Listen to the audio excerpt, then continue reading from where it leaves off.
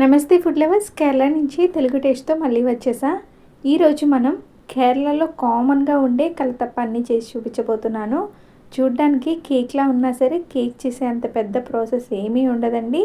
చాలా సింపుల్గా చేసేయచ్చు. ఈ కలతప్పం చాలా సాఫ్ట్గా అలాగే చాలా టేస్టీగా కూడా ఉంటుంది. మీలో ఎంతమంది కేరళ వచ్చి కలతప్పాన్ని టేస్ట్ చేశారో తప్పకుండా కామెంట్ చేయండి. మీరు ఈ వీడియోకి లైక్ చేసేస్తే కలతప్పాన్ని కేరళ వాళ్ళు ఎలా తింటారో అలాగే కోకోనట్ ఆయిల్ గురించి మాట్లాడుకుంటూ కలతప్పం ప్రాసెస్ చూసేద్దాం. ఈ కలతప్పం చేయడానికి ముందుగా 1 కప్పు రేషన్ రైస్ని తీసుకోండి. నార్మల్ రైస్నైనా వేసుకోవచ్చు. రేషన్ రైస్ అయితే బాగుంటుంది. ఇప్పుడు ఈ రైస్ని బాగా వాష్ చేసుకొని వాటర్ని వేసి 3-4 గంటలు నానబెట్టాలి. మీ దగ్గర అంత టైం లేదు అంటే కనీసం 2 గంటలైనా సరే నానబెట్టాలి. నేను ఇక్కడ 4 గంటలు నానబెట్టుకున్నానండి. ఇప్పుడు ఈ రైస్లో వాటర్ని అంతా తీసేసి మిక్సీ జార్లో రైస్ని వేసేసుకోవాలి. పలహారాన్ని మన తెలుగులో ఏమంటారో కామెంట్ చేసేయండి. తెలియకపోతే వీడియో లాస్ట్ వరకు చూసేయండి. తర్వాత 2 టేబుల్ స్పూన్ ఉడికించిన అన్నం వేయండి. లేదు అంటే నానబెట్టుకున్న అటుకుల్ని కూడా వేసుకోవచ్చు. అలాగే 1/2 టీ స్పూన్ జీలకర్ర, 2 ఇలాచి, 1/2 కప్పు వాటర్ని వేసి ఇలా స్మూత్గా బ్లెండ్ చేసుకోవాలి. ఇప్పుడు దీంట్లోకి 1/2 teaspoon salt, 1/2 teaspoon baking soda వేసి అంతా బాగా కలిపి పక్కన పెట్టుకుందాము. తర్వాత ప్యాన్లో 1.5 కప్పులు బెల్లం వేయండి. 1 కప్పుకి 1.5 కప్పుల బెల్లం అయితే కరెక్ట్గా సరిపోతుంది. దీంట్లోకి 1/2 కప్పు వరకు వాటర్ని వేసి బెల్లాన్ని లో ఫ్లేమ్లో కలుపుతూ కరిగించుకోవాలి. కలతప్పం చేయడానికి బెల్లం అనేది పాకం ఏమీ అవసరం లేదండి. చూడండి, ఇలా బెల్లం అంతా కరిగిపోతే సరిపోతుంది. ఇప్పుడు రైస్ బ్యాటర్లోకి ఫిల్టర్ చేసుకుంటూ బెల్లం వాటర్ని వేసేయండి. ఈ బెల్లం వాటర్ వేసేటప్పుడు వేడిగా ఉన్నా పర్వాలేదండి, వేసుకోవచ్చు. తర్వాత ఈ రైస్ బ్యాటర్లోకి బెల్లం వాటర్ అంతా కలిసేలా కలుపుకోవాలి. నేను కేరళ వచ్చాక చాలా కొత్త రెసిపీస్ టేస్ట్ చేశాను, కానీ వాటిలో నాకు బాగా నచ్చిన రెసిపీ ఏది అంటే ఈ కలతప్పమేనండి.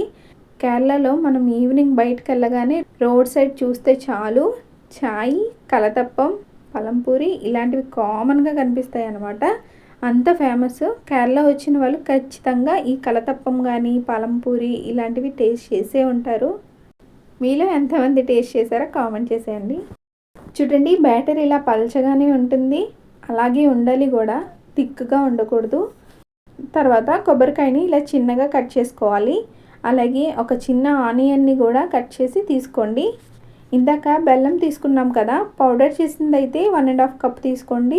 ఇలాంటి బెల్లం కడ్డీలు అయితే మాత్రం 3 తీసుకోండి, సరిపోతుంది. ఇప్పుడు స్టవ్ మీద కుక్కర్ని పెట్టుకోండి. లేదు అంటే దళసరిగా ఉండే ప్యాన్ కూడా పెట్టుకోవచ్చు.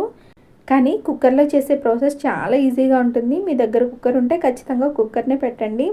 ఇది కోకోనట్ ఆయిల్. మన ఆంధ్రాలో అయితే ప్రెగ్నెంట్ లేడీస్కి అంగన్వాడీల్లో ఎగ్స్, పాలు అలా ఇస్తూ ఉంటారు కదండి. ఇక్కడైతే కోకోనట్ ఆయిల్ ఇస్తారనమాట.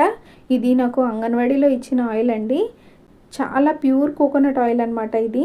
కోకోనట్ ఆయిల్ని బయట కొన్నా సరే కల్తీగా ఉండొచ్చేమో, కానీ అంగన్వాడీలో ఇచ్చింది మాత్రం ఎలాంటి కల్తీ ఉండదండి.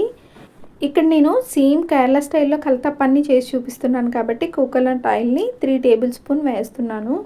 మీరు నార్మల్ ఆయిల్ని కూడా వేసుకోవచ్చు. మంచి ఫ్లేవర్ ఉండాలి అంటే 2 table spoon oil, 1 table spoon ghee వేసుకోండి. తర్వాత ఇలా చిన్నగా కట్ చేసిన కొబ్బరి ముక్కల్ని ఒక 1/2 కప్పు వరకు వేసి వేయించండి. ఇలా కొద్దిగా కలర్ చేంజ్ అయ్యాక 3 టేబుల్ స్పూన్ కట్ చేసిన ఆనియన్ ముక్కల్ని వేయండి. మీ దగ్గర సాంబార్ ఆనియన్స్ ఉంటే వాటిని కూడా కట్ చేసి వేసుకున్నా బాగుంటుంది. ఆనియన్స్ కొబ్బరి ముక్కలతో పాటు ముందు వేసిస్తే ఆనియన్స్ అనేవి ఫ్రై అయ్యి కొబ్బరి ముక్కలు సరిగ్గా వేగవండి. అందుకే ఇలాగా కొబ్బరి ముక్కలు సగం వేగాక వేస్తే కొబ్బరి ముక్కలు, ఉల్లిపాయ ముక్కలు కూడా సమానంగా వేగుతాయి. చూడండి, ఇలా ఉల్లిపాయలు, కొబ్బరి ముక్కలు సమానంగా వేగిన తర్వాత లో ఫ్లేమ్లో పెట్టేసుకొని మనం కలిపి పెట్టుకున్న బ్యాటర్ని వేసేసుకోవాలి. బ్యాటర్ వేసాక అస్సలు కలపొద్దు. తర్వాత విజిల్ తీసేసి కుక్కర్ మూతను పెట్టేయండి. దీన్ని లో ఫ్లేమ్లో 10 నుండి 15 నిమిషాలు ఉంచితే చాలు. 15 నిమిషాల తర్వాత చూడండి, ఇలా చాక్తో చెక్ చేస్తే తెలిసిపోతుంది. చాక్కి చూడండి ఇలా లైట్గా అంటుకున్నట్టుగా ఉన్నా సరే ఫ్లేమ్ ఆఫ్ చేసేయండి. ఆ హీట్కి ఉడికిపోతుంది అనమాట, లేదు అంటే మాడిపోతుంది.